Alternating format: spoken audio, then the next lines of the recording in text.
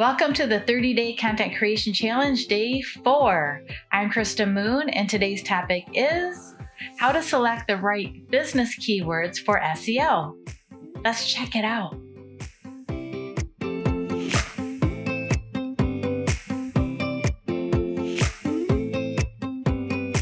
So as you know, virtually all buyers search the internet before making a purchase. So ranking online for the words and phrases most relevant to your products and services is essential.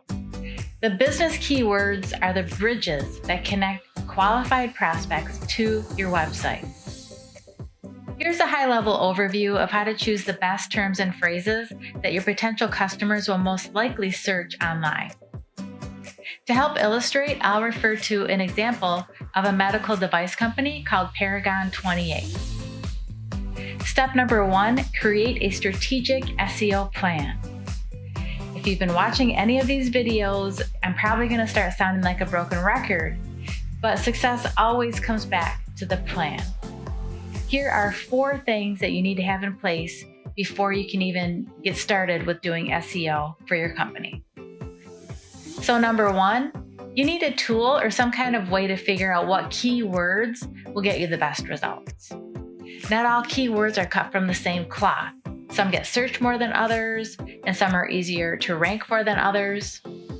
We use an SEO tool called SEMrush or SEMrush, and that's what I'll be showing you today. There are a lot of different tools that you can use, and I'll put a couple links below in the description area if you want to go do some investigation. Now, if you're not interested in buying more software for your business or learning how to use more tools, it is essential to have a tool if you want to do proper SEO. So you can always hire someone to do it for you instead, right?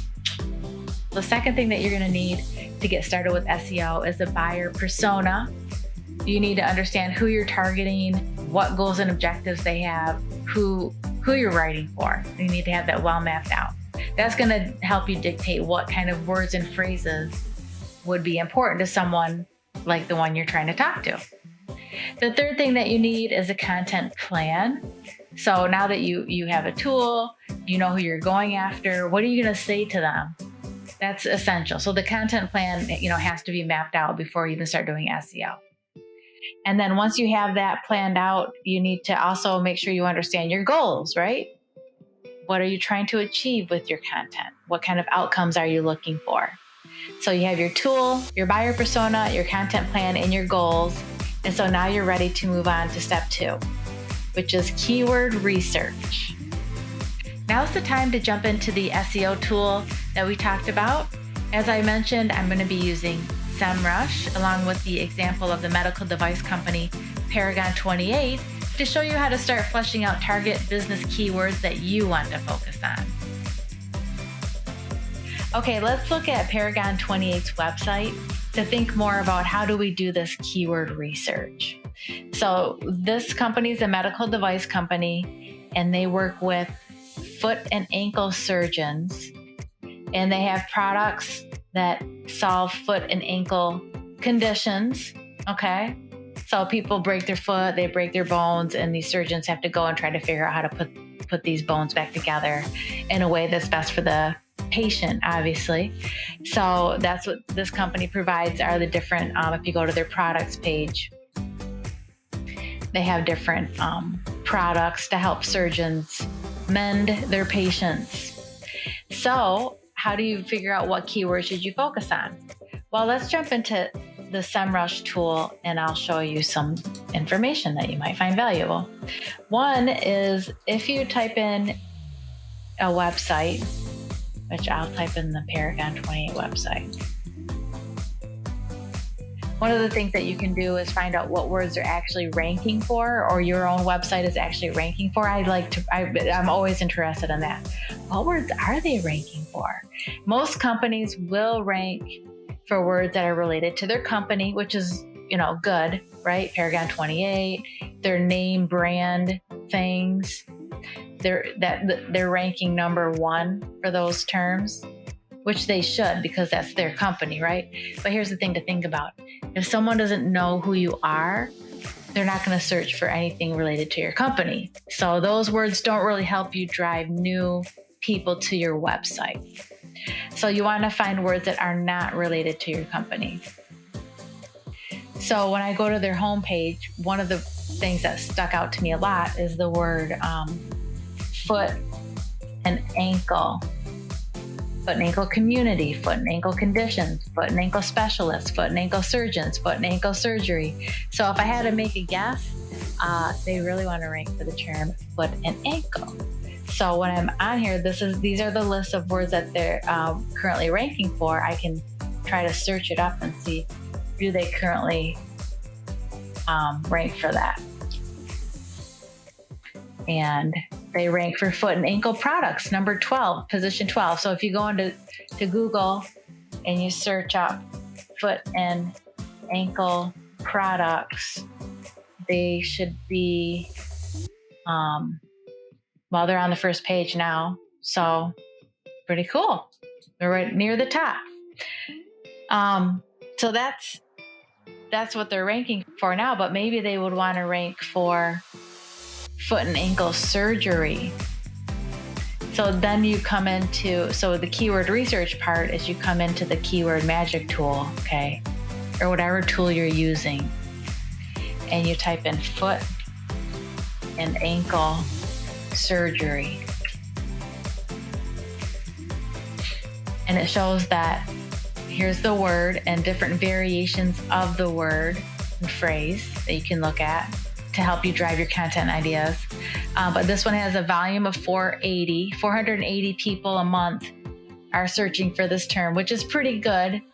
You know, it goes from in the thousands, like 60,000 down to 0.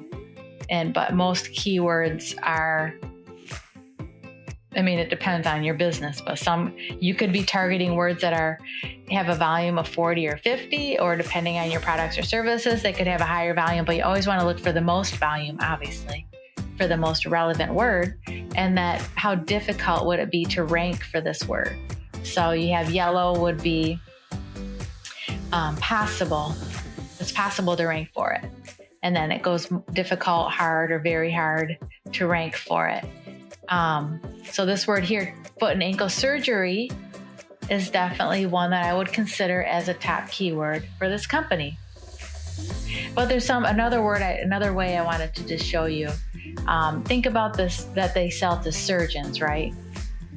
So what is a surgeon, a foot and ankle surgeon, going to try to learn about or think about or want to know about? That might be more related to things like this system here that they have to fix this broken foot, this calc fracture plating system, this calcaneal, I don't know if I'm saying that right, fracture.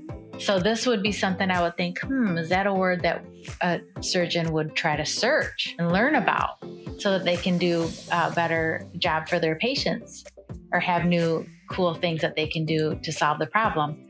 So I would come in here, calcaneal, I don't know if I'm saying that right, fracture.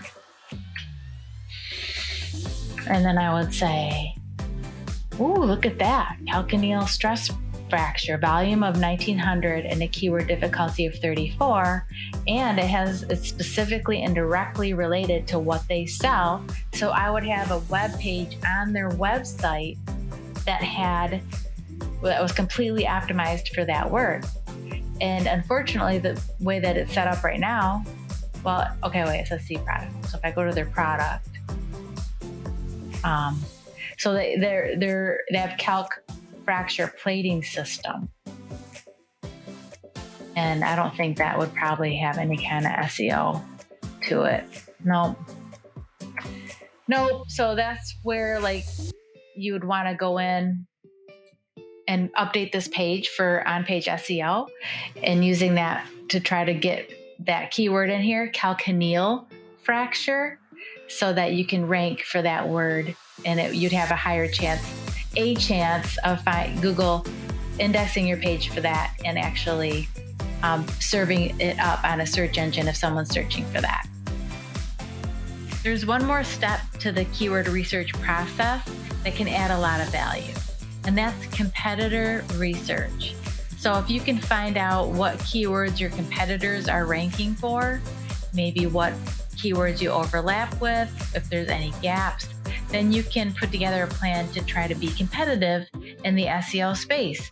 Because the last thing that you want is your competitors to be ranking for words that are related to your business too, and then they capture all the traffic and you don't get any. So definitely think about doing a competitor research. I'm not going to go into more detail about how to do that, but just know that you should do that. So there you have it. With a good strategic SEO plan, solid business keyword research, and a competitor analysis, you'll have the framework ready to create optimized content that opens up opportunities for your potential customers to find and engage with your company online. There's one more important note. For search engines to properly index your website, the keywords need to be in specific areas of the web page. Check out the article, How to Add Keywords to Your Website Using Best Practices, listed in the description area below for details on on-page SEO. If you have any questions about leveraging the power of organic search to drive qualified leads to your website, let us know. We're here to help. Good luck!